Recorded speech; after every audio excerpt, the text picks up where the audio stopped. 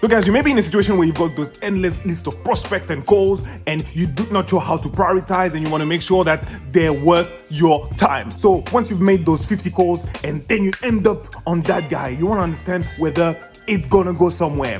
When you have a list of 5 discovery calls with specific individuals that have shown interest in your product, you want to understand whether it's going somewhere. In order to maximize your time, what you want to be doing as a salesperson is to understand the compelling event, the trigger event. What is it that keeps your prospect or your customer awake at night? How can you, as a salesperson, help them reduce their pain or have their pain literally disappear?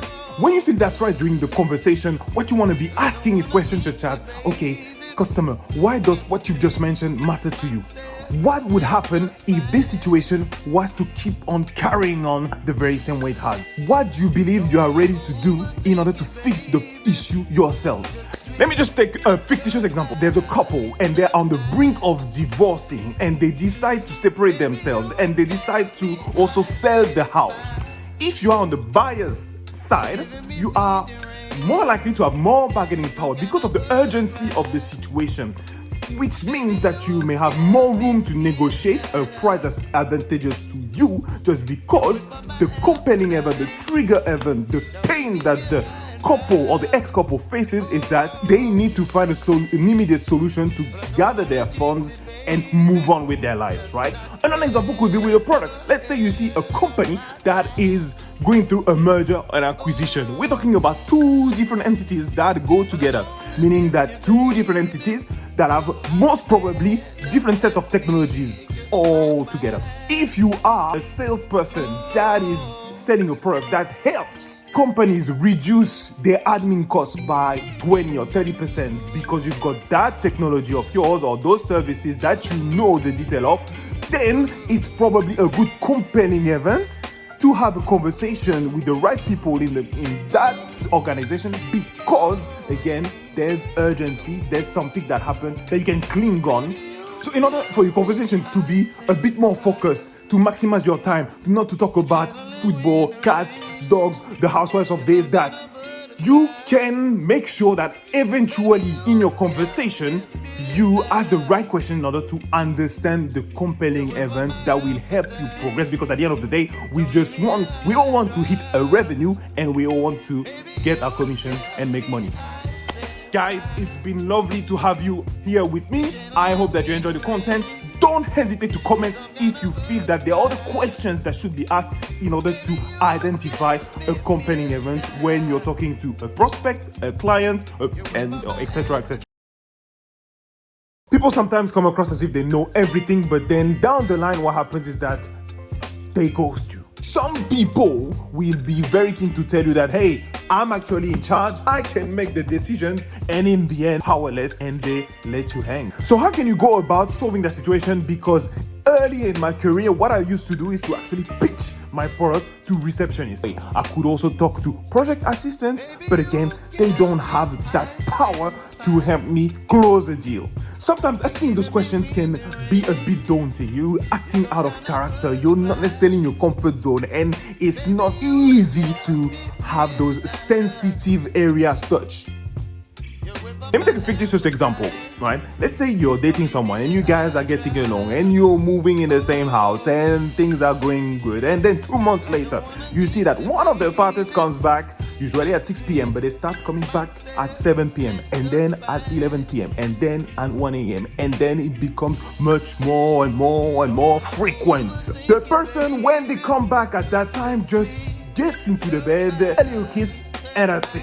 You being next to the person every single night, don't ask them a question because you feel that there's a relationship. But if you're frightened to ask, if you're not comfortable in finding out what's going on, then you may get yourself into a bit of trouble. Maybe the person is actually working hard for your future, right? That's why you guys couldn't get into the conversation about it. But maybe they're doing things that are not conducive to a healthy relationship. How can you establish whether the person is right for you for, let's say, a long-term relationship, if that's the criteria? It is the same. How do you ask those key questions to your prospects or customers in order for you to progress? If asking for budget straight up is too daunting, then maybe you could think about asking, okay, Mr. Customer, what is the size of the investment?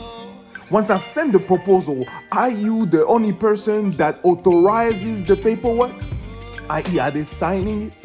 Could you walk me through the decision-making process? See, those questions will help you understand a bit more about how they think and their position.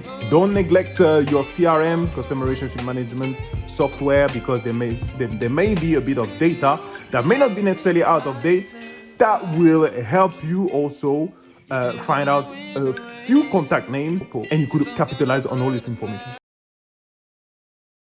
You are left with all the objections. I'm not interested. I'm not ready yet. Let me think about it. But they're not buying. How can you maximize your likeliness to close the deal, to sell the product to your customer once you have them in front of you? I suggest that when you are in a conversation, try to quantify the pain once you have identified it. I've always used as a bare minimum, whenever I've got the opportunity, the PMT, people, money, time acronym. Okay, let me use a quick example. Let's say you're the founder of a private chain of hospitals. There is a patient that needs to be operated because he has a hernia. It needs immediate attention, and he's got a trip that's taking place soon with his friends, girlfriend, because he's gonna have the time of his life.